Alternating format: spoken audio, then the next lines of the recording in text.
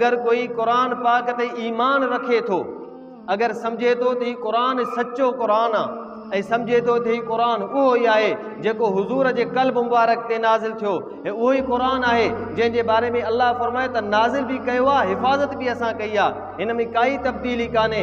इन कुरान में तक़रीबन 1400 खां 1500 आयतूं सहाबा जी शान जूं मौजूद आहिनि। 1400 खां 1500 आयतूं ये कुरान जे अंदर सहाबा इकराम जे मर्तबे के बयान कनि थियूं। जेकॾहिं कोई शख्स कुरान जे हिक आयत जो भी मुनकिर थिए त दुनिया वारा इहो ईमान आहे त उहो इस्लाम खां ख़ारिज थी वेंदो आहे।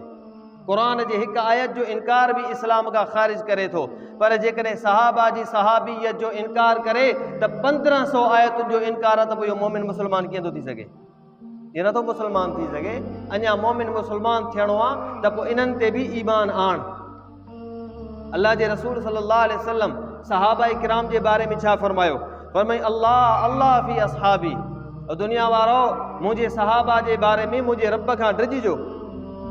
अल्लाह अल्लाह फी असहाबी, मुझे सहाबा जे बारे में पंहिंजी ज़ुबान के दराज न कजो, मता मुझे सहाबा के घट वध ॻाल्हायो। ला तत्तखिदूहुम गरज़म मिन बादी, मुझे असहाबे मोहम्मद के अल्लाह जे रसूल फरमाए मुझे सहाबा के तव्हां मजा कोई भी घट वध न ॻाल्हाए, मता मां दुनिया छॾियां ऐं मुझे दुनिया छॾण खां पोइ तव्हां दुनिया वारा मां मोहम्मद जे सहाबा के निशानो बणायो ऐं मां मोहम्मद जे सहाबा के घट वध ॻाल्हायो। छो त फरमायूं फमन अहब्बहुम फबिहुब्बी अहब्बहुम, जेको मुझे सहाबा सां मोहब्बत रखे थो हकीकत में मोहब्बत मां मोहम्मद सां आहे। ऐं फरमायूं वमन अबग़ज़हुम फबिबुग़्ज़ी अबग़ज़हुम, जेको मुझे सहाबा सां नफ़रत रखे, जेको मुझे सहाबा सां बुग़्ज़ रखे, फरमायूं हकीकत ही आहे त बुग़्ज़ सहाबा सां घटि आहे, बल्कि फबिबुग़्ज़ी अबग़ज़हुम, हकीकत ही आहे त बुग़्ज़ मां मोहम्मद सां आहे पर निशानो सहाबा खे थो बणाए।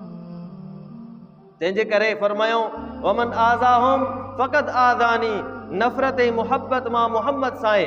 जेकॾहिं मुहब्बत आहे त मूं सां मुहब्बत आहे, अगर सहाबा सां नफ़रत आहे त फरमायूं मूं सां नफ़रत आहे। ऐं अॻिते फरमायूं वमन आज़ाहुम फ़क़त आज़ानी वमन आज़ानी फ़क़त आज़ल्लाह, अल्लाह जे रसूल जा लफ़्ज़ आहिनि। फरमायूं ओ दुनिया वारो जेको मुझे सहाबा के तकलीफ़ जे ईज़ाए, फरमायो हकीकत में इहा तकलीफ़ मां मोहम्मद के आहे। वमन आज़ानी, जे मूंखे तकलीफ़ ॾिनी फ़क़त आज़ अल्लाह, उन जे अल्लाह खे तकलीफ़ ॾिनी, जेको अल्लाह खे तकलीफ़ ॾियण जी कोशिशि कंदो फरमायूं फयूशिकु अन याख़ुज़हू, क़रीब आहे त अल्लाह उनखे अहिड़ी पकड़ कंदो, अहिड़ी पकड़ कंदो जो पकड़ खां निकिरी न सघंदो ॿाहिरि। ऐं अल्लाह पकड़ कई आहे न कई आहे, अल्लाह जी पकड़ इन्हनि ते आहे, यकीनन आहे। छो त जेको रब खे अल्लाह जे रसूल खे ऐं रसूल जे सहाबा खे घटि वधि ॻाल्हाए त पोइ अल्लाह उनखे दुनिया में सज़ा ॾिनी आहे।